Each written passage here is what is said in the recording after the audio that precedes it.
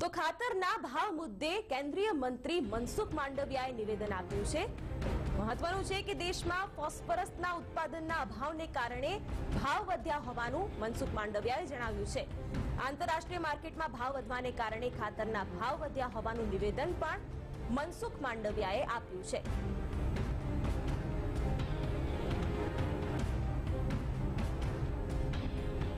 જે રીતે ભાવ વધારો થઈ રહ્યો છે ત્યારે સરકાર પણ ચિંતામાં સરી પડી છે।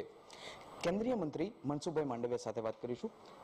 સર, સરકારનો માટે આ ચિંતાનો વિષય છે, કેવી રીતે? એક તો દેશની અંદર યુરિયા ખાતર એની વપરાશ દેશમાં સૌથી વધારે છે, એટલે કે લગભગ 300 થી 325 લાખ મેટ્રિક ટન દેશમાં યુરિયા વપરાય છે અને 325 લાખ યુરિયાની અંદર ગુજરાતની અંદર 23 લાખ મેટ્રિક ટન યુરિયા વપરાય છે। એટલે ગુજરાતની અંદર બાકીના બધા જ ખાતરો છે એ લાખ 1.5 લાખ, દાખલા તરીકે ડીએપી તો 5 થી 6 લાખ મેટ્રિક ટન વપરાય છે, પરંતુ સૌથી વધારે વપરાય છે યુરિયા। યુરિયા ખાતરની અંદર કોઈ ભાવ વધારો કરવામાં આવ્યો નથી। યુરિયા ખાતર એ ભારત સરકાર કંટ્રોલ કરે છે, એટલે કે એની પ્રાઇસ ફિક્સ છે। અત્યારે યુરિયા ખાતરની પ્રાઇસ એક બેગની 295 રૂપિયા છે, પણ એક બેગ કિસાન યુરિયા ખાતર વાપરે છે ત્યારે ભારત સરકાર એમાં 750 રૂપિયા સબસિડી આપે છે, ત્યારે એ 295 રૂપિયા આપી શકીએ છીએ।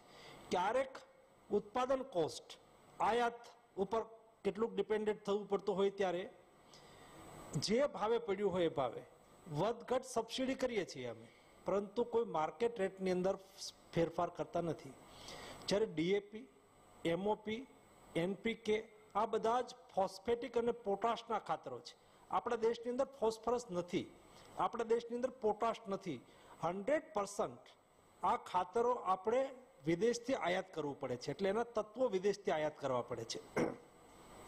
હવે જ્યારે યુરિયા છે એની પ્રાઇસ ભારત સરકાર કંટ્રોલ કરે છે, જ્યારે ડીએપી, એનપીકે, એમઓપી આ બધા જ ખાતર ડીકન્ટ્રોલ છે, એને આપણે કંટ્રોલ કરતા નથી। અમે નહીં, કોંગ્રેસની સરકાર હતી ત્યારથી એ ખાતર કંટ્રોલ નથી થતા એટલે અમે ન્યુટ્રિયન્ટ બેઝ સબસિડી આપીએ છીએ, એટલે કે અમારી સબસિડી એમાં ફિક્સ છે।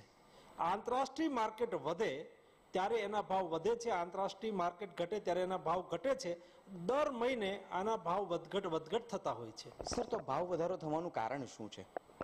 ભાવ વધારો થવાનું કારણ વર્તમાન સમયની અંદર પોટાશનું આંતરરાષ્ટ્રીય માર્કેટ ઊંચું ગયું,